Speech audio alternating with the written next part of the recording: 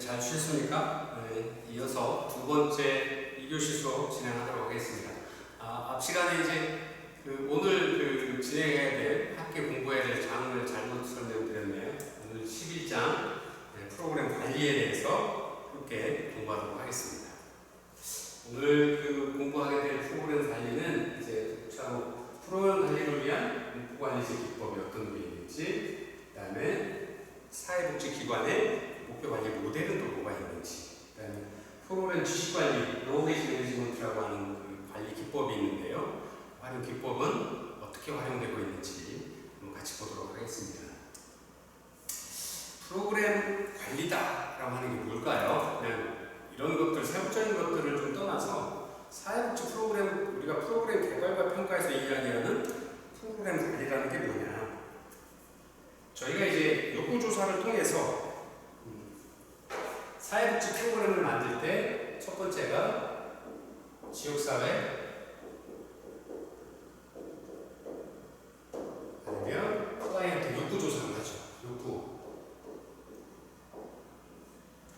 욕구라는 건 지난 시간에 계속 공부하셨던 것처럼 무언가 지역사회 클라이언트나 지역사회 서비스 이용자들 아니면 지역사회 구성원들이 인간적인 기본적인 인간으로서 인간답게 사는 삶에서 필요한 어떤 부분들, 저 부분이 좀 나한테 채워지면, 아니 우리 지역사회에 저런 부분들이 있으면 더 좋겠다 하는 부분들, 그 부분, 무엇이라고 하는 그 부분이죠.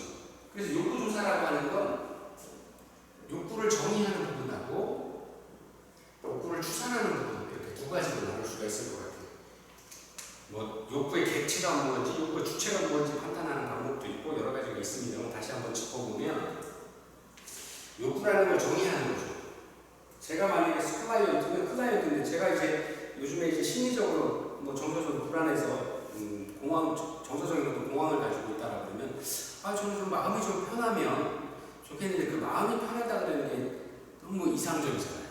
설명할 수 없잖아요. 저는 그거를 클라이언트가 아니죠. 서비스 사회복지사나 아니면 전문가분들께서 조사를 하실 때 그래? 그리고 정서적으로 부족하다. 그러면 구체적으로 표현해 볼 수 있을까요? 저는 예를 들어서 우리 가족이 좀 생겼으면 좋겠어요. 제가 지금 이렇게 심리적으로 불안정한 부분들이 우리 가족과의 생활을 통해서 안정을 찾을 수 있고, 그러면 저도 정서적으로 심리적으로 편안함을 느낄 수 있을 것 같습니다. 그러면 문제는 주체적으로 객관적으로 바꿔줄 수 있는 거예요. 가족 구성원을 좀 만들었으면 좋겠다. 누군가와 교류를 좀 했으면 좋겠다는 의지, 무언가를 갖고 있는 거잖아요. 그게 욕구가 되는 거죠. 근데 그 욕구의 주체가 뭐냐? 욕구의 주체는 저죠. 객체는 뭐냐? 욕구라고 하는 것들 바라는 게 뭐냐? 그게 객체인데 그 객체라는 게 뭐냐? 사랑 아니면 우정? 이런 거죠. 욕구와 주체와 객체로 따지면. 근데 욕구 정의를 그렇게 했고요. 이제가 욕구 추산이라는 건 뭐냐? 그러면 얼마나 있어야 되는다는 문제입니다. 욕구를 정의하는 건 무엇을, 어떤 거를 이렇게 표현할 수 있다라 그러면 욕구 추산이라는 거, 그러면 그 양을 얼마나 할 건데? 왜? 이제 보통의 그 클라이언트나 서비스 이용자들의 욕구가 질적인 부분들이 많이 해당이 되잖아요. 그냥 예를 들어서 빈곤 아니면 이렇게 의식주의 문제라든가 건강의 문제라는 거 눈이 딱 보이기도 하고, 어떤 게 건강한지, 예를 들어 100m 달리기 얼마나 뛰었다든가, 아니면 걸을 수 있는지, 일상생활을 할 수 있는지, 본인이 화장실을 갈 수 있는지, 옷을 갈아입고 외출을 할 수 있는지, 대중교통을 이용하는 불편하지 않은지, 이런 것들로서 객관적으로 수치화될 수 있잖아요. 그런 게 바로 욕구 추산이라는 거죠. 예를 들어 빈곤의 문제, 제가 100억 재산을 갖고 있어요. 그래도 제가 빈곤한 것 같아요. 다른 사람들은 몇백억, 몇십억짜리 차도 끌고 다니는데 저는 100억밖에 없어서 100억짜리 차를 못 사고 겨우 예를 들어 1억짜리 티커를 타고 다녀요. 그래도 제가 보기에 빈곤해요. 저도 저런 사람들처럼 BMW나 벤츠나 저런 몇 억짜리 저런 차를 타고 싶은데 그 작은 차를 타고 다니니까 저는 빈곤하다고 생각을 해요. 근데 그게 과연 사회적인 어떤 시각에서의 빈곤일까요? 개인적인 어떤 빈곤으로 보일지는 모르지만 사회적인 어떤 개념으로 봤을 때는 빈곤이라고 이야기하기는 조금 어렵다. 빈곤 선을 정하자. 그래서 예를 들어서 차가 없이 BMW만 이용하는 버스나 지하철이나 뭐 이렇게 자전거나 뭐 이런 일반 교통수단 이용하는 분들까지만을 빈곤이라고 정하고, 개인적인 차 두 바퀴가 됐든 네 바퀴가 됐든 끌고 다니시는 분들은 빈곤하지 않다라고 정의를 하자 하고 빈곤선을 정하는 그런 것들을 이제 욕구의 추산이다라는 이야기를 합니다. 욕구의 어떤 선을 숫자로 계량화시켜서 누구나 알 수 있게 객관화시키는 것을 욕구 추산이라고 합니다. 그러면 이렇게 욕구 조사를 통해서 원인도 조사를 하는 거고요. 원인도 포함되고 뭐 실행 방법도 포함되고 프로그램도 포함되는 게 욕구 조사니까, 이 욕구 조사하는 이런 것들을 통해서 원인이 무엇인지, 그러면 이 원인을 해결하기 위한 방법은 어떤 건지, 또 이 프로그램을 만들었을 때 프로그램을 실행하기 위한 재원들은 어떤 게 있는지, 재정적인 부분들은 어떻게 할 것까지 포함을 해서 욕구 조사를 하는 거죠. 그래서 프로그램이라는 게 나오는 거죠. 프로그램을 개발하는 거죠. 이 욕구 조사를 통해서 이 욕구를 해결하는 프로그램을 만들어낸 거죠. 그럼 이 프로그램을 만들어내고 이 프로그램을 잘 실행해야 되는데, 잘 실천해서 클라이언트나 서비스 이용자들의 만족도를 높여주고 신뢰성과 효율성, 타당성, 효과성, 이런 평가검사에서 이야기하는 그런 뭐 덕목들을, 우리가 종목들을 그런 부분들을 만족시켜서 좋은 프로그램이었다라고 평가를 받게 해야 되는데, 어떻게 할 거냐 하는 겁니다. 좋은 프로그램을 만들어서 좋은 프로그램을 답게 실천을 해야 되는데, 지역사회에서나 아니면 사회복지기관에서 전문사회복지사들이 클라이언트를 대상으로 서비스 이용자를 대상으로 그 프로그램을 실행을 해야 되는데, 실천해야 되는데 그 실천을 어떻게 해나갈 거냐는 문제입니다.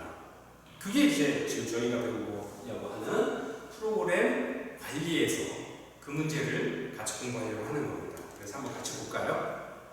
자, 한번 같이 읽어보실까요? 서비스 이용자들의 욕구를 충족시켜주고 특정한 사회 문제를 예방, 진단하여 해결하기 위한 사회복지 프로그램을 여기까지 만들어 놓은 거죠. 적절한 관리 기법과 절차에 따라 기획한 후 실행하는 과정에서 프로그램 관리는 목적과 정책 이념을 달성하기 위해서 관리 기법을 활용한다면 보다 효과적으로 모든 프로그램을 관리할 수 있게 될 거고, 그러한 방법이 바로 우리가 공부하는 프로그램 관리다라고 설명을 하고 있습니다.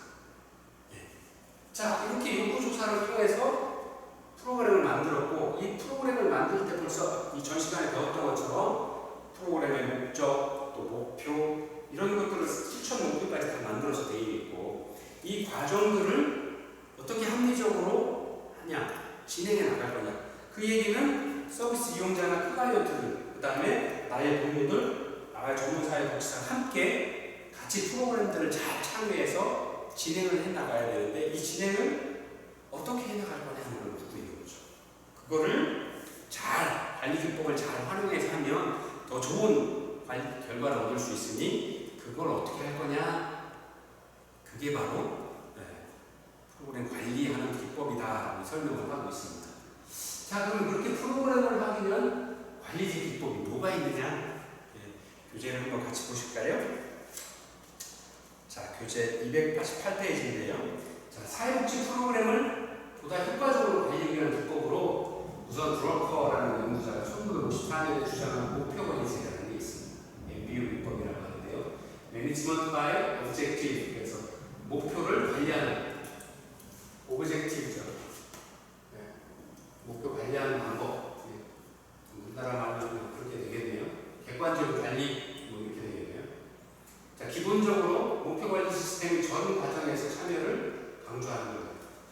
프로그램을 처음부터 만들 때부터 기획 조사에서 어떤 목표를 달성할 건지, 그 다음에 프로그램을 진행하면서 그 과정마다의 작은 세부 목표들을 만들어서 그 프로그램이 이루고자 하는 방향에 맞춰서 가도록 처음부터 끝까지 전 과정에서 관리 기법을 도입을 하는 게 맞다 이야기하고 있습니다. 그래서 업무 담당자들의 자발적인 참여를 통해서 일정 기간에 성취되어야 할 장기적인 목적과 단기적인 목표들을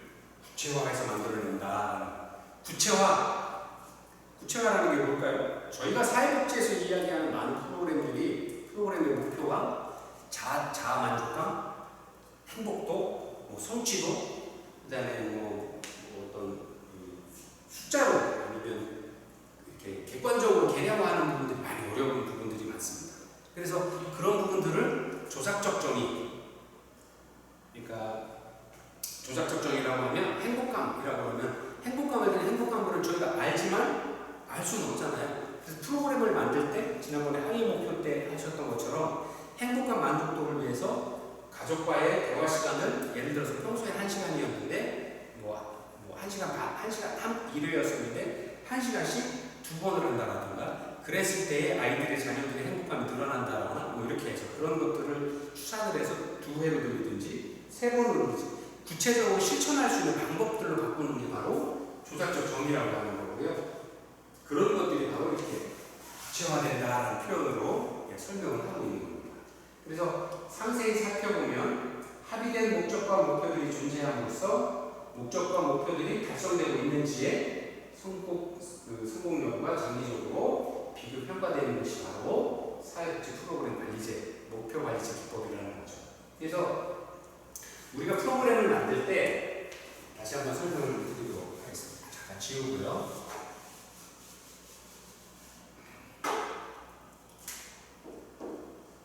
목적, 이 위에 기관의 비전이 있겠죠. 목적, 목표, 이것도 필요하면 하위 목표를 만들 수 있죠. 목표 1, 2, 3. 이 목표에 맞춰서 하위 목표 또는 세부 목표라고 저희가 본 거였죠. 이런 것들을 여러 개 만들어내는 거예요. 그래서 이 하위 목표들을 실천해서 세부 목표와 하위 목표를 실천해서 목표를 달성하고 이 목표를 달성함으로써 목적을 달성하고 이 목적을 달성함으로써 기관의 비전이나 사회복지기관의 설립 존재 이유를 관리하는 거죠.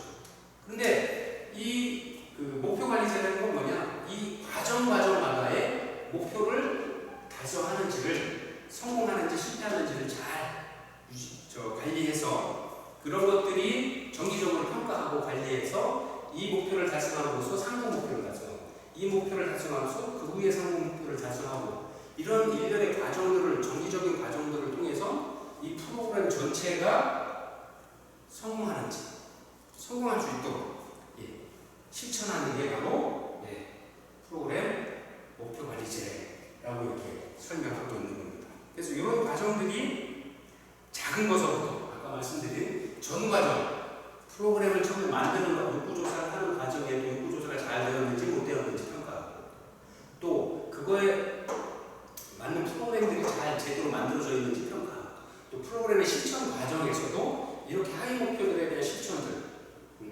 그 다음에 프로그램을 실천할 때 클라이언트 수를 몇 명으로 해서 그분들이 다 참여했는지도 평가하고 또 그 지도사가 아니면 사회복지사 선생님께서 프로그램을 진행할 때 클라이언트의 관계를 유지하기 위한 기법들을 잘 활용하고 있는지 스스로 평가하거나 객관적인 평가를 통해서 그런 모든 과정에서 평가를 통해서 프로그램들의 목표를 잘 달성해 나가고 있는지를 관리하는 게 목표 관리제라는 거죠. 이 목표 관리제의 목적은 프로그램 계획했던 사회복지 프로그램들을 효과적이고 효율적으로 달성하기 위한 목적들이 그러게 하기 위한 관리 기법이다라고 설명을 하고 있는 겁니다.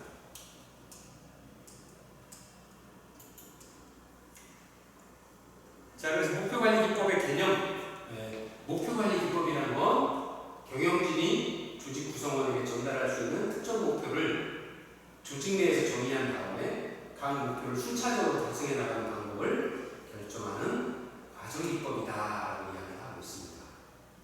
그러면 경영진이라고 하는데 우리 사회복지 기관에서의 경영진이 누구죠? 아니면 프로그램 진행상에서의 경영진이 누구예요? 그 프로그램을 운영하는 사회복지사 선생님이세요? 아니면 그 시간에 참여하는 강사님이 됐든 전체적으로 한 분은 전문 사회복지사 선생님이 되겠죠.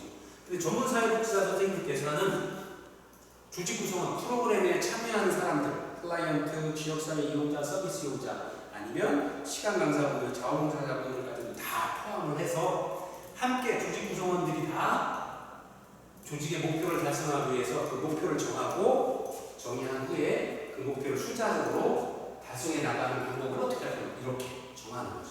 이 과정이 바로 목표관리기법의 개념이다라고 하는 겁니다. 그래서 이제 실제로는 경영학에서 나오는 이야기인데 이제 사회복지 프로그램에서도 그 목표를 잘 달성하기 위한 방법으로 전환이 되어서 실제적으로 활용이 되고 있는 겁니다.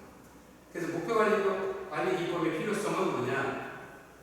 자, 목표 달성에 대한 프로그램 관리기법은 프로그램을 기획하는 과정에서 제시한 목적 및 목표 달성을 위해서 영향을 미치는 요인들을 파악하고 적절하게 대응하기 위한 방법들이다라고 이야기합니다. 그래서 첫 번째는 목표 달성을 위한 체크리스트를 작성을 합니다. 두 번째는 영향력을 분석하기 위한 체크리스트를 작성하고, 세 번째가 마지막으로 개통도법, 소차법을 활용을 해서 이 관리 기법을 작성을 합니다. 그러면 이 이야기는 무슨 소리냐? 이 세부 전 과정에서 필요한 과정들을 달성하기 위한 방법들, 그 다음에 이런 걸 하기 위해서 영향을 미치는 부분들이 뭔지 체크리스트를 만드는 거죠. 그 다음에 이런 과정들을 어떻게 진행할 건지 전체적인 그 그림으로 그려서 이야기할 수 있는 거죠. 지난 시간에 이제 프로그램 관리기법에서도 관리기법 말고도 이제 여러 가지 저희가 예산 수립 절차라든가 아니면 그 외에